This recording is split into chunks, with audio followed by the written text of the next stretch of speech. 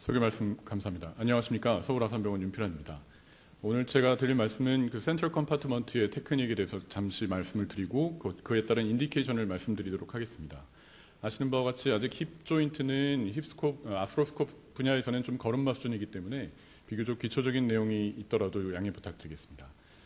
일단 센트럴 컴파트먼트와 페리페럴 컴파트먼트를 구분을 해야 될 텐데 힙 조인트에서 둘 다 모두 인트라아티큘라 컴파트먼트입니다. 그 중에서 이 아스테블라 레이브럼을 기준으로 해서 아스테블라 포사 쪽을 센트럴 컴파트먼트라고 하고 그 아웃사이드 쪽에 페리페럴 쪽 그 조인트 인트라아티큘라 포지션을 페리페럴 컴파트먼트라고 합니다. 고관절경을 세팅할 때는 좀 다소 기구가 좀 많이 들어가기 때문에 프랙처 테이블 그리고 힙스콥에 특별화된 디바이스 테이블이 또 있고요. 그리고 C암이 그 다리 사이에서 들어와서 초기에 포탈을 뚫을 때 좀 사용되기도 합니다. 스콥의 세팅은 이와 같이 퍼스트 어시스턴트와 서전이 환측에 놓이게 되고 그리고 C암이 다리 사이로 들어와서 포탈을 처음에 뚫고 중간중간 체크를 하게 됩니다. 이때 다리는 15도에서 20도 외전을 하게 되는데요. 외전을 하고 트랙션을 할 때 포스트를 기준으로 해서 트랙션을 하게 됩니다. 그래야 센트럴 컴파트먼트를 들어가게 되는데 힙 아스트로스콥에서 가장 흔하게 발생하는 컴플리케이션 중에 하나는 푸덴달러브 폴시입니다. 환자들이 짚어닿는 부위, 그 부위에 감각이 소실된다고 하는데요. 되게 자전거를 오래 타는 분들이 내렸을 때 느끼는 그런 증상과 비슷한 증상입니다. 그래서 초기에는 이 가운데다가 포스트를 놓고 당겼기 때문에 그런 손상들이 좀 흔했는데 최근에는 포스트를 크게 패딩을 많이 대고 순서를 먼저 프록시말 메디알 사이에 포스트를 대고요. 절대 이 가운데로 넣는 게 아니라 프록시말 메디알 사이에 대고 환측을 반대측을 먼저 당기고 그 다음에 환측을 당기게 되면은 이와 같이 라테랄리제이션 되면서 트랙션이 되면서 넥셰프트 앵글에 따른 트랙션을 효과적으로 이룰 수가 있습니다. 그리고 다리를 아까 15도 내지 20도 정도 외전시킨다고 했는데요. 근데 환자분들의 넥셰프트 앵글에 따라서 이게 과연 에비덕션을 할 것이냐 어덕션을 할 것인가가 결정이 됩니다. 대개 평균 성인의 넥셰프트 앵글이 125도인데 어떤 분들은 콕사 바라가 심한 분들도 있고 특히 우리나라에 굉장히 흔합니다. 그리고 콕사 발가가 있는 경우도 있기 때문에 노멀 조인트에서는 이와 같이 15도 내지 20도 정도 에비덕션을 하면 에비덕트에 손상을 주지 않고 접근을 할 수가 있지만 콕사 바라가 있는 경우에는 오히려 에비덕션을 하면 방해가 되고 오히려 어덕션을 해야 접근이 더 용이해집니다. 그리고 콕사 발가가 있는 경우에는 너무 지나치게 그냥 두게 되면은 인트리 포인트가 높아지면서 너무 높아지게 되면 스피리오 글루티얼 러브에 손상도 줄 수가 있기 때문에 오히려 에비덕션을 조금 더 많이 하게 됩니다. 그래서 포탈을 뚫을 때 이 사진은 지금 레프트 힙 조인트를 스파인 포지션에서 라테랄을 보고 있는 사진입니다. ASIS를 기준으로 해서 피블라 헤드를 향해서 직선을 긋고 그레이터 트로켄터 프록시멀 팁에서 선을 그으면 그 접점에서 만나는 곳이 엔티리어 포탈, 그레이터 트로켄터의 엔티리어 포지션이 엔티리어 라테랄 포탈, 포스티리어 포지션이 포스티리어 라테랄 포탈 이렇게 스탠다드 3 포탈을 많이 사용하게 됩니다.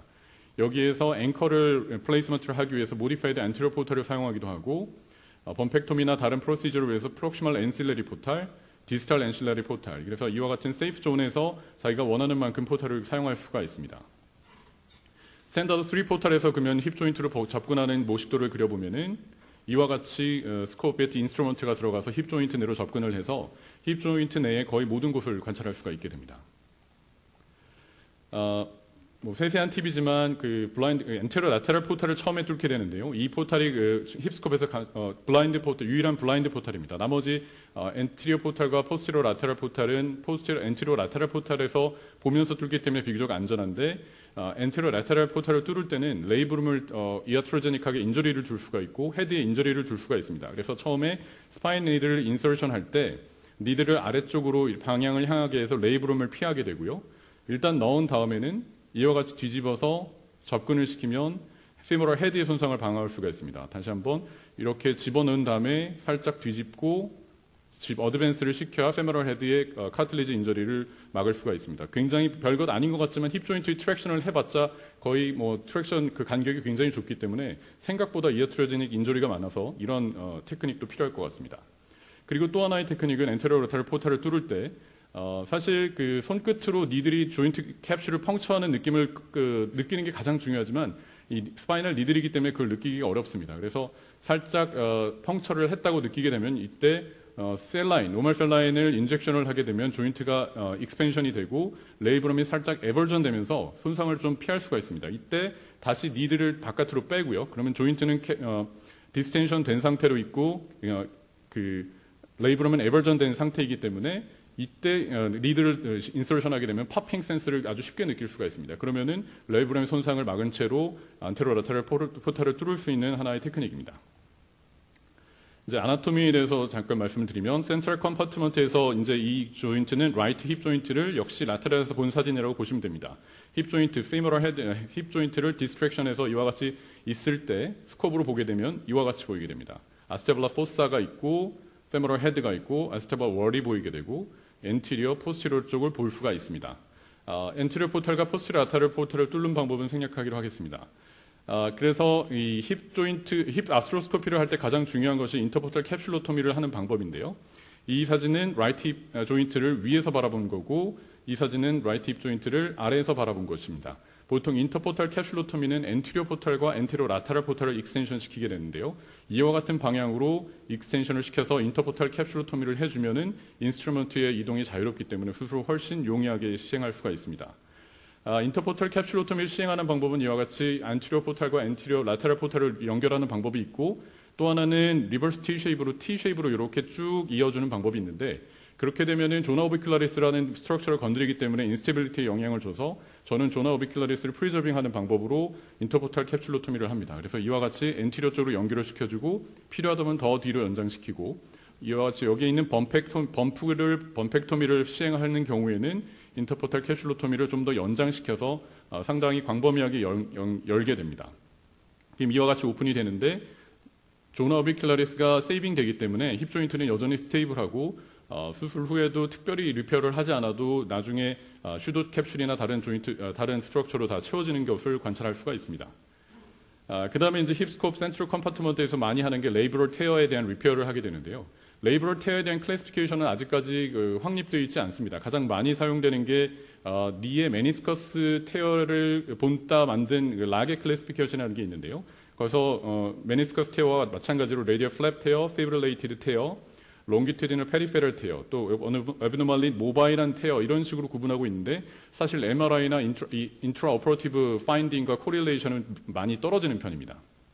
그리고 레이브럼 중에서도 레이브럴 테어를 MRI로만 진단을 할 수 없는 것이 다이가 이런 쪽으로 스며들어가게 되면 마치 테어처럼 보이지만 레이브럴 풀쿠스라고 명하는 이런 리전은 노멀 베리언트입니다.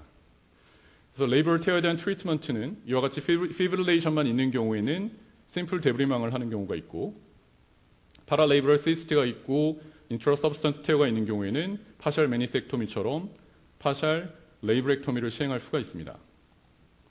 그리고 아주 드물지만 이와 같이 프라이머리하게 레이브럼이 아스테블럼으로 디태치되어 있는 레이브럴 테어가 있는 경우에는 프라이머리하게 리페어를 시행할 수도 있습니다. 매트릭스 수처를 사용해서 역시 석션스를 회복시켜주는 것이 원칙입니다. 그리고 이제 가장 많이 하는 것 중에 하나는 캠 타입과 핀서 타입에서 아스테블럼의 본 오버그로스 때문에 생기는 이런 핀서 리전이 있는 경우에는 레이브럼을 테이크다운하고 아스테블러 플라스티를 시행하고 레이브럴 리픽세이션을 하게 됩니다. 그와 같은 경우에는 프루브로 보니 프라미넌스를 팔페이션 한 다음에 레이브럼을 테이크다운을 하면 이와 같이 핀서 리전을 유발하는 보니 리전을 관찰할 수가 있고 아스테블러 플라스티를 시행한 후에 역시 레이브럴 리페어를 하게 되면은 노멀 아나토미를 회복시킬 수가 있습니다. 이와 같이 수술 전에 크로스오버 사인이 있었던 환자에서 아스테블러 플라스티를 시행하게 되면은 크로스오버 사인이 소실되는 것을 관찰할 수가 있습니다. 그럼 지금부터는 레이브럴 리페어 테크닉을 간단하게 말씀드리도록 하겠습니다. 아까 말씀드린 대로 아스테블러 플라스티를 시행하고 레이브럴 리페어를 시행하는 경우에는 비교적 레이브럼이 크고 레이브럴 콘드럴 정션이 인텍트한 경우가 많아서 이런 경우에는 심플 스티치를 하게 됩니다. 심플 스티치를 해야 석션스를 가장 잘 유지할 수 있고 아나토미컬한 리페어를 시행할 수가 있을 것입니다. 그런데 레이브럴 콘드럴 정션이 이와 같이 떨어져 있으면서 비교적 레이브럼을 리페어하기 더 쉬운 경우에는 매트리스 수처를 사용해서 이와 같은 컨투어로 레이브럴 리페어를 시행하게 되고 역시 석션스를 유지할 수가 있습니다. 그러나 레이브럼이 굉장히 작은 경우가 있습니다. 굉장히 작고 또 역시 레이브럴 컨트롤 정션이 디스럽션이 있는 경우에는 아스트로피어 같은 그 디바이스 자체가 레이브럼을 인저리를 많이 줄 수가 있기 때문에 그 프로파일이 작은 수처 패스를 사용하거나 아니면은 루프 수처를 사용해서 리페어를 시행하게 되는데 그림에서와 같이 레이브럼이 디스토리션 될 수밖에 없고 에버전 되기 때문에 석션실을 약간 방해하는 영향이 있어서 이러한 리페어 테크닉은 가능하면 지양하는 것이 좋을 것 같습니다.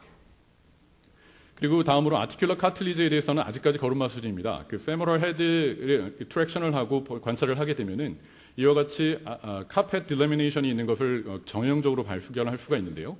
사실 그 그림만 보면 큐리티즈를 하고 마이크로 프랙처를 하면 될 것 같지만 페모럴 헤드 힙 조인트 아나토미상 아스테블룸은 페리페랄로 갈수록 이 조인트 카틀리지 티크니스가 굉장히 두꺼워서 이거를 파내게 되면 엄청나게 많이 파야 되고 실제로 당황하게 되는 경우가 있습니다. 이게 partial delamination이기 때문에 이런 경우에는 지금까지는 partial 데브리망을 하고 스테빌리제이션을 하는 정도로 마무리를 하고 있는 실정입니다. 그렇지만 페모럴 헤드와 같은 곳이나 아스테블룸의 깊은 곳에 좀 얇은 곳에 이런 카틀리지 디펙트가 있는 경우에는 다른 조인트와 마찬가지로 성공적으로 마이크로 프랙처를 하고 있습니다. 그리고 아스테볼라 포사 쪽에 대해서는 이와 같은 90도 이상으로 굽혀지는 디바이스가 개발이 되면서 접근이 가능해졌는데요. 페모럴 헤드가 있고 리가멘텀 트레스까지 관찰을 할 수가 있습니다. 뒤에 이제 말씀을 해주시겠지만 아스테볼라 포사에서 컴플리트한 트라우마틱 인조리가 있어서 리가멘텀 트레스가 있는 경우에는 시노벡터미와 데브리망을 할 수가 있고요. 힙 조인트 내에 인트라아티큘러 매스, 가장 흔한 게 시노비얼 컨드로마토시스와 같은 경우에도 루스 바디를 성공적으로 제거를 할 수가 있습니다. 또한 요즘에는 인트라아티큘러 튜머 리섹션에도 사용이 돼서 그림에서 보시는 바와 같이 아스테볼라 엔티리어 월 쪽에 포컬하게 있는 리전에 대해서도 성공적으로 접근해서 제거를 할 수가 있습니다. 이 환자의 경우에는 오스티오콘드로마였고 아주 미니멀 인베이시브하게 튜머를 리섹션할 수가 있습니다. 또 역시 말씀을 해주시겠지만 운동선수들에서 흔히 관찰되는 이러한 리가멘텀 트레스의 파셜 테어 같은 경우에도 서멀 스링키지 정도로 걸음마 수준에서 이제 데브리망을 해주고는 있습니다. 마지막으로 일리어서스 테노토미입니다. 이 조인트는 라이트 힙 조인트이고 여기서 보시는 바와 같이 라이트 힙 조인트를 뒤에서 앞을 바라봤을 때 힙 조인트의 아나토미상 일리오서스 텐던이 힙 조인트 앞을 이렇게 지나가게 됩니다. 이것을 트랙션한 상태에서 접근을 하게 되면 보시는 바와 같이 텐던을 관찰할 수가 있고 테노토미를 시행하게 되는데 사실 이 환자가 수술한 이유는 인규널 페인도 있지만 굉장히 심하게 바깥에서 들릴 수도 있는 정도의 크래피투스가 칩 컴플레인이었습니다. 들어가 보면은 보시는 바와 같이 커튼과 같은 벌사를 실내 관찰할 수가 있고 동시에 테노토미와 동시에 벌섹토미를 시행하게 되면은 환자가 만족스러운 결과를 얻을 수가 있습니다. 하지만 이 MRI 파인딩에서 보시는 것처럼 이렇게 반대쪽에는 이렇게 인텍트한 일리오서스 텐던이 보이는 반면에 테노토미를 한 곳에서는 텐던이 보이지 않는 것을 볼 수가 있어서 테노토미는 성공적이지만 팔로우를 한 사진에서 보시면은 일리오서스 머슬이 심하게 아트로피되는 소견을 보실 수가 있습니다. 그래서 이 환자는 59세 환자였고 칩 컴플레인이 그 정도였기 때문에 수술을 했지만 젊은 환자나 운동선수들에서는 일리오서스 테노토미는 좀 신중하게 고려를 해야 할 것으로 사료됩니다. 이상으로 발표를 마치겠습니다.